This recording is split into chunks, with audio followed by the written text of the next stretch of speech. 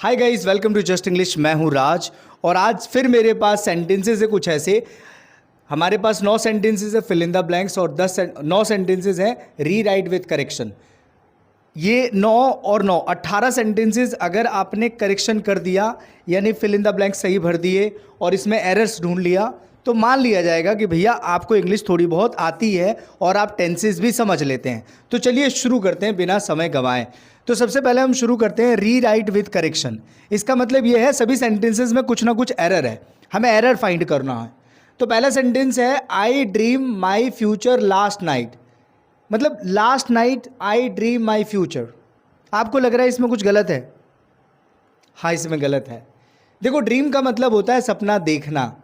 तो आई dream my future last night को हम कर देंगे आई ड्रीम्ड माई फ्यूचर लास्ट नाइट। मतलब पिछली रात को मैंने अपने फ्यूचर के बारे में सपना देखा। उसके बाद सेकंड में देखिए, what has she to buy. What has she to buy एक तरीके से सेंटेंस सही भी हो सकता है, लेकिन मेरे हिसाब से जब ये WH है तो इसका मतलब ये बनेगा कि उसे क्या खरीदना था। ये एक स्ट्रक्चर है, has to, have to, do not have to. तो उसे क्या खरीदना था? What does she have to buy. What does she have to buy, ये करेक्ट होगा। नंबर 3 में देखते हैं, I did not expected this from you. क्या एरर है इसमें? चलिए ढूंढते हैं। सबसे पहले डिड को देखिए। जब भी हम किसी टेंस में डिड का इस्तेमाल करते हैं तो हम लोग वर्ब की फर्स्ट फॉर्म यूज़ करते हैं। यहाँ सेकंड है और थर्ड है, तो ये गलत है। तो हो जाएगा आई did not expect this from you. मैंने तुमसे यह उम्मीद नहीं की थी। अब नंबर 4 पे चलते हैं। They have been learning English since 2 months। ये परफेक्ट कंटिन्यूअस वाला टेंस है प्रेजेंट में। तो क्या गलत है? यहाँ तक सही है, दे हैव बीन लर्निंग भी ठीक है, V4 भी सही है, सिंस 2 months हाँ यहाँ गलत है। 2 months जो होता है, मैंने आपको बताया था सिंस का इस्तेमाल होता है जो भी कैलेंडर में लिखा रहता है। यहाँ पर 2 महीने 3 महीने, इसके लिए यहाँ पर हो जाएगा फॉर, तो यूज़ हो जाएगा they have been learning English for 2 months। ठीक है। नंबर 5 में चलते हैं। Who will done this I don't know. Who will done this I don't know. क्या आपको कुछ गलत लग रहा है? ऑफ कोर्स गलत है। देखो, शेल विल के साथ थर्ड फॉर्म यूज़ नहीं कर सकते हम, तो गलत है। तो हम लिख देंगे इसको who will do this. Who will do this I don't no.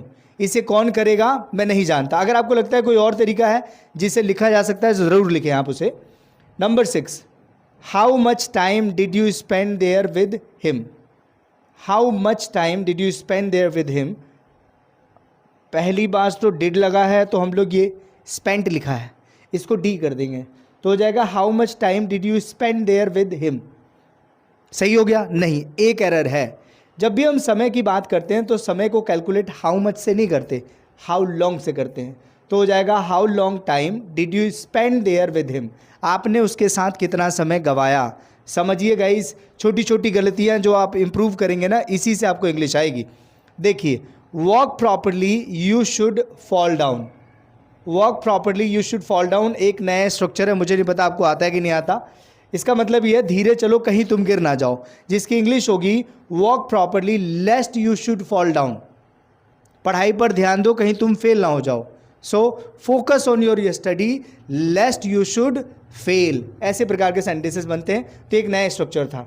उसके बाद है after watching Kapil Sharma show I can't laughing. ये सेंटेंस गलत है, पूरी तरह से गलत है, इसका मतलब ही नहीं बन रहा है।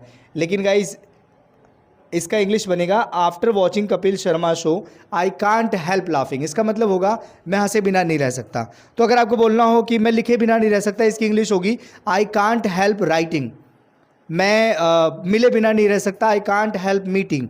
मैं पढ़ाई बिना नहीं रह सकता, आई कांट हेल्प टीचिंग। इस प्रकार के सेंटेंसेज आप इस स्ट्रक्चर से बना पाएंगे। नंबर 9 लास्ट है, nobody were coming yesterday in time. क्या गलत है? नो बडी वर, पहली बात nobody, anybody, everybody, ये जितने भी होते हैं ये सिंगुलर होते हैं, एक वचन। सो नो बडी वर नहीं, nobody was. So nobody was coming yesterday in time. अब देखो, इन टाइम नहीं होता है, ऑन टाइम होता है। तो हो जाएगा nobody was coming yesterday on time. अब आप खुद देखिए कि आपने कितने सेंटेंसेस करेक्ट समझे थे और नहीं समझे थे। अगर आपने समझ लिया है तो एक तरीका है, ये मत समझिए कि आपको आ गया, मैंने तो बता दिया लेकिन मैंने करेक्शन लिखा नहीं है। अब आप एक काम कर सकते हैं, ये जो 9 के 9 सेंटेंसेज हैं जो मैंने अभी थोड़ी देर पहले बताया, इनको सही तरीके से नंबर 1 2 एक सीरीज़ में लिखकर मुझे कमेंट्स कर दीजिए, फिर मैं देखूंगा किसका गलत है किसका सही है, क्योंकि अभी तो सही लग रहा था, थोड़ी देर बाद क्या पता आप भूल जाए, तो ज़रूर कीजिए। अब चलते हैं इस तरफ, फिल इन द ब्लैंक्स की बात करते हैं। पहला सेंटेंस है where she go daily in the evening. तो भाई यहाँ क्या लगेगा, go daily in the evening, daily की बात हो रही है मतलब प्रेजेंट इंडेफिनिट, तो हो जाएगा where does she go daily in the evening. आप किसी और टेंस में भी बना सकते हैं, where did she go daily in the evening, ये भी सही हो जाएगा। Where will she go daily in the evening, ये भी ठीक हो जाएगा, लेकिन आपको सही करना है। Number 2, who meet me there, मेरे हिसाब से होगा यहाँ पर who will meet me there. आप देखिए आपने क्या सोचा था।